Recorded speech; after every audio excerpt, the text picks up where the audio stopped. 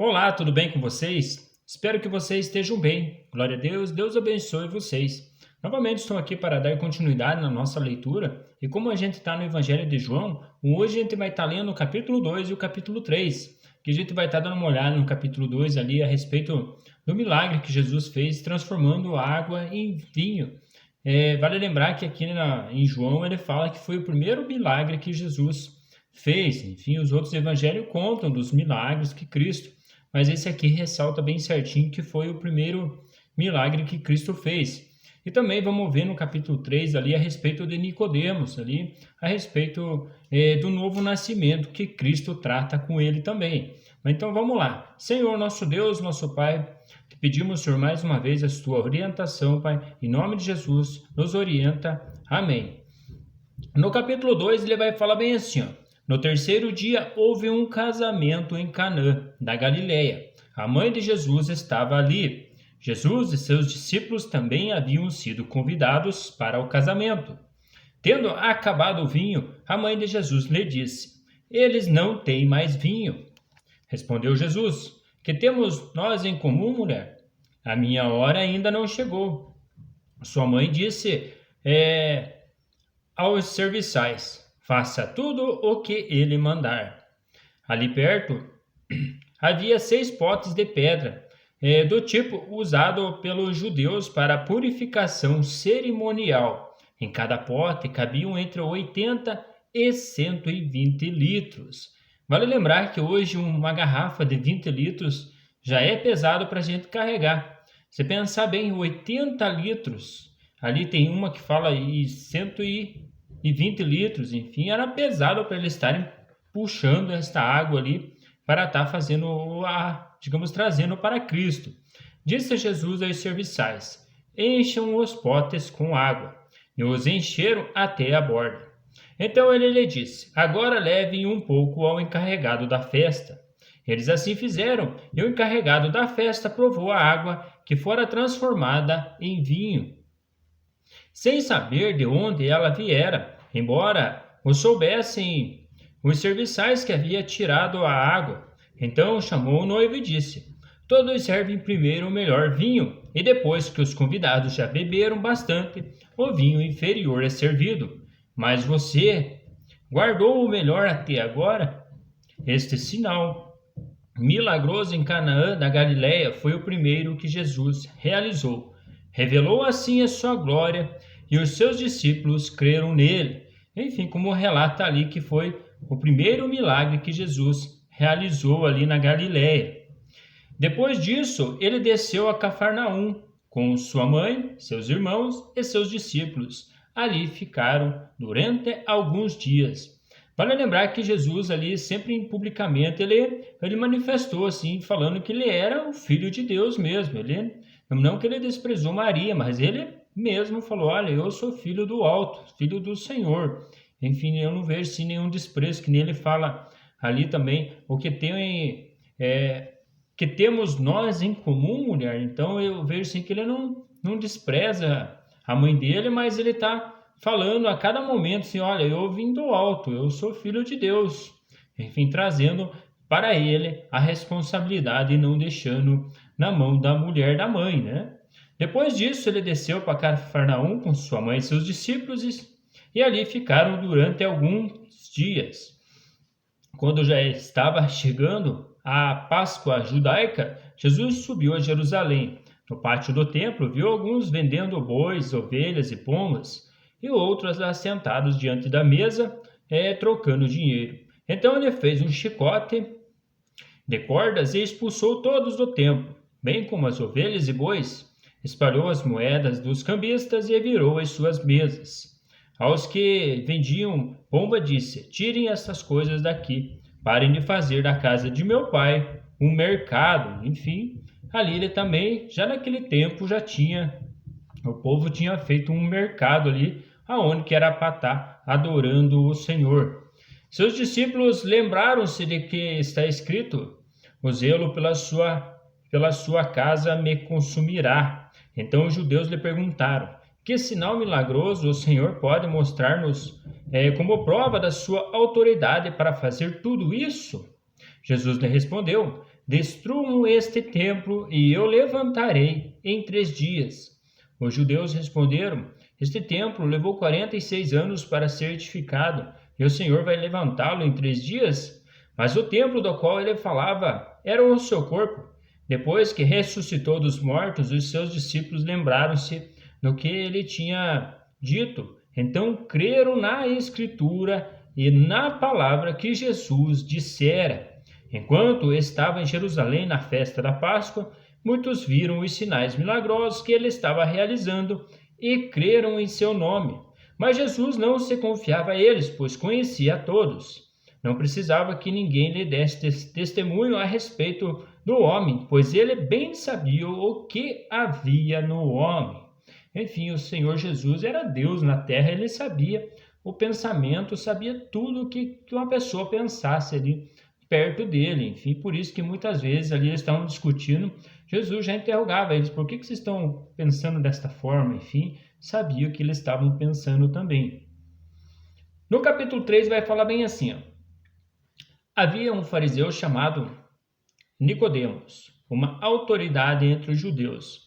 Ele veio a Jesus à noite e disse: Mestre, sabemos que ensinas da parte de Deus, pois ninguém pode realizar os sinais milagrosos que estás fazendo se Deus não estiver com ele.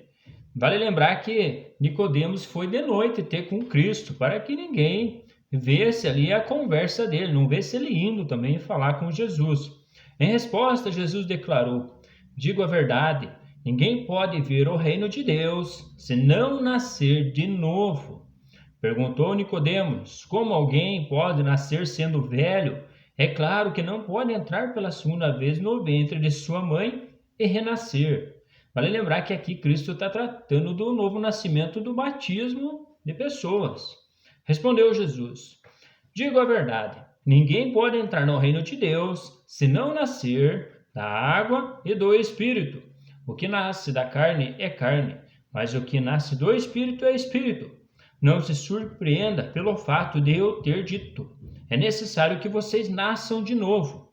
O vento sopra onde quer. Você o escuta, mas não pode dizer de onde vem, nem para onde vai. Assim acontece com todos os nascidos do Espírito Santo. Enfim, depois, como a gente vai ver ali em Atos dos Apóstolos, ali quando Pedro está falando, pregando, muitos foram batizados ali naquela situação, muitos nasceram de novo e receberam o Espírito também, o Espírito Santo.